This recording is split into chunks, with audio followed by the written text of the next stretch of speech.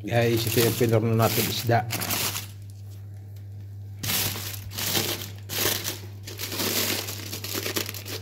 Pinorno natin ng 40 minutes sa 250 gradi. Ayan siya guys, oh. Nag-brown yung asin sa ilalim, pero sa ibabaw hindi masyado.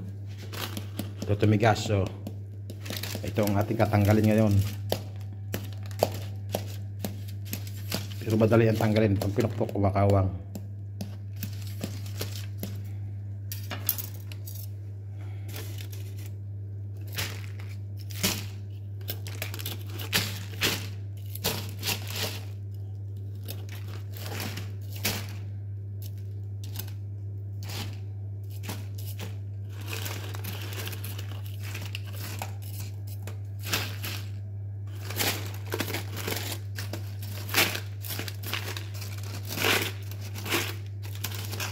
Tapos may ginawa tayong sausawan na presemulo. Nilagyan natin ng paminta, nilagyan natin ng bawang, nilagyan natin ng olyo, nilagyan natin ng limone. Yun ang sausawan nito. Lilinisin natin ng asin bago ililipat natin dito.